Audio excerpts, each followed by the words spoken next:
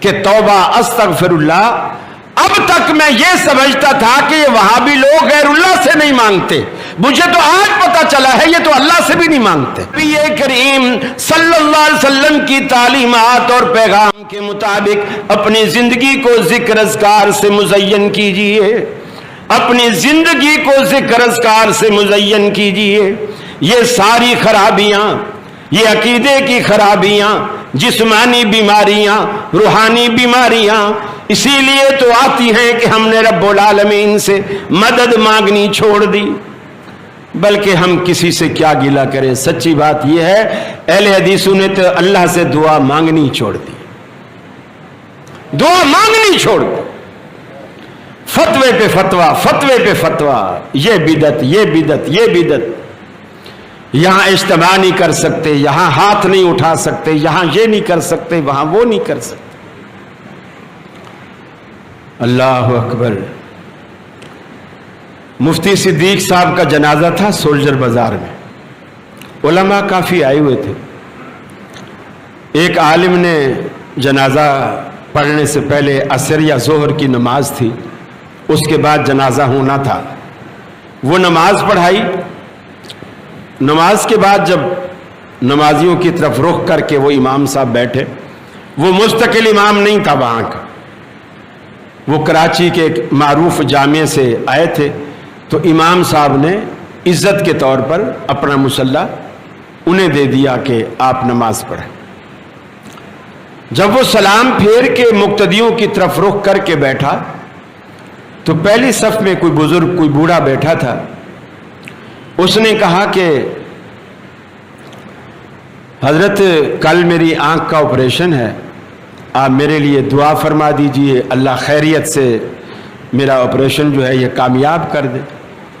تو مولوی صاحب چپ کر کے اپنا تسبیح پڑھتے رہے ہاتھوں پہ۔ وہ یہ سمجھا کہ شاید میری آواز امام صاحب تک نہیں گئی، اس نے تھوڑا زور سے کہا۔ اب امام صاحب کو بھی تھوڑا غصہ آیا، ان کی بھی آواز تھوڑی تیز ہو گئی۔ انہوں نے کہا بابا بیٹھ جا چپ کر کے، یہ فرضوں کے بعد دعا کرنی بدعت ہے، بیٹھ جا۔ وہ بیٹھا نہیں، پھر بوڑھا تھا، لاٹھی کے سہارے کانپتے کانپتے اٹھا، صفیں چیرتا ہوا باہر نکلا اور یہ جملہ کہتے ہوئے گیا کہ توبہ استغفر اللہ، اب تک میں یہ سمجھتا تھا کہ یہ وہابی لوگ غیر اللہ سے نہیں مانگتے، مجھے تو آج پتا چلا ہے یہ تو اللہ سے بھی نہیں مانگتے۔ کتنا غلط میسج آپ نے دیا۔ میں نہیں سمجھتا کہ وہ زندگی میں کبھی پھر وہ دوبارہ اہل حدیثوں کی مسجد میں آیا بھی۔ ہر چیز کی ایک حد ہوتی ہے، ہر چیز کی ایک حد ہوتی ہے۔ آپ فرض کے بعد دعا مانگنے کو سنت نہ سمجھیں، آپ نہ کہیں یہ سنت ہے۔ دنیا کا کوئی مفتی آپ سے دلیل نہیں مانگ سکتا۔ آپ کہیں دعا مانگنا میری ضرورت ہے، دعا مانگنا میری ضرورت ہے اور واقعی ضرورت ہے۔ دعا کو آپ سنت کے طور پر نہ مانگیں، ضرورت کے طور پر مانگیں۔ میں نے چشمہ لگایا ہوا ہے، کسی نے پوچھا مجھ سے یا جلسے کے بعد کوئی پوچھے گا قاری صاحب آپ نے چشمہ جو لگایا ہے اللہ کے رسول نے لگایا تھا؟ نہیں پوچھ سکتا۔ اس سوال کا جواز ہی نہیں بنتا۔ کیوں نہیں بنتا؟ کہ میں نے سنت سمجھ کے نہیں لگایا۔ ہاں جس دن میں یہ کہنے لگ جاؤں کہ جو چشمہ لگائے بغیر درس دے گا، تقریر کرے گا، اس کو آدھا ثواب ملے گا، اور چشمہ لگا کے درس دے گا تو پورا ثواب ملے گا۔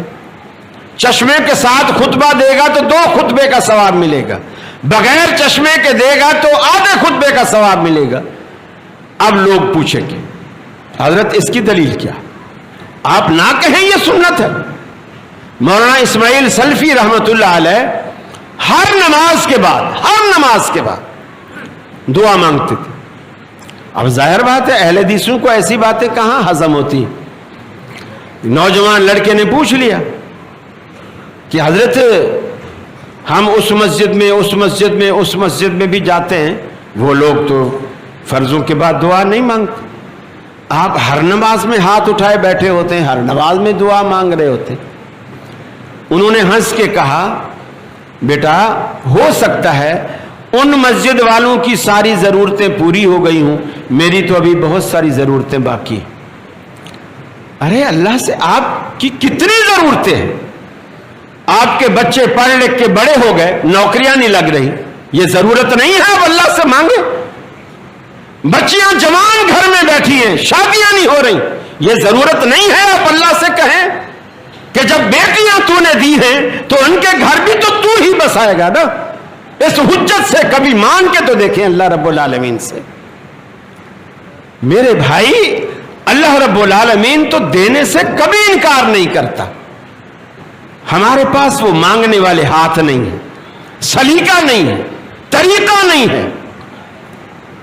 اللہ رب العالمین سے مانگیے, راتوں کو مانگیے, دن کو مانگیے, خلوت میں مانگیے, جلوت میں مانگیے.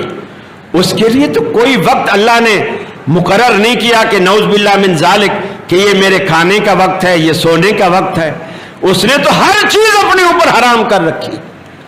نہ وہ کھاتا ہے, نہ وہ پیتا ہے, نہ وہ سوتا ہے, نہ اس کو کوئی اور مصروفیت ہے. ہمہ وقت آپ کی دعائیں سننے کا منتظر ہے. آپ پھر بھی دعائیں نہیں مانگتے, پھر بھی اللہ رب العالمین کو نہیں پکارتے. کتنی ساری ضرورتیں ہیں. ارے آپ مولوی کو تو جمعے والے دن پرچی لکھ کے دیتے ہو, مولوی صاحب دعا کرانا ہماری بچیوں کے رشتے ہو جائیں, دعا کرانا میرے بیٹوں کی نوکریاں لگ جائیں. حالانکہ پورے حدیث کے ذخیرے میں اللہ وجہ البصیرت کہہ رہا ہوں, ذمہ داری سے ذمہ دار اسٹیج پر بیٹھ کر کہہ رہا ہوں, پورے حدیث کے ذخیرے میں ایک روایت بھی نہیں ہے جو اللہ کے رسول نے کہی ہو کہ خطیب مسجد کی یا امام مسجد کی دعا اللہ رد نہیں کرتا. کہیں نہیں ہے. آپ اس خطیب کو پرچی دیتے ہو, لیکن جس کے لیے اللہ کے رسول نے فرمایا دعوت الوالد لولدہ, والد جب اولاد کے لیے دعا کرتا ہے اللہ اسے رد نہیں کرتا, فوراً قبول کرتا ہے. تو آپ ابا سے بھی تو درخواست کر کے دیکھیں, اماں سے بھی درخواست کر کے دیکھیں. لیکن اماں ابا سے بنا کے رکھی ہو تو درخواست کرے نا. مولوی کو تو ہمارے کرتوتوں کا پتہ ہی نہیں ہوتا, اس لیے دھڑلے سے پرچی دے کے آتے ہیں.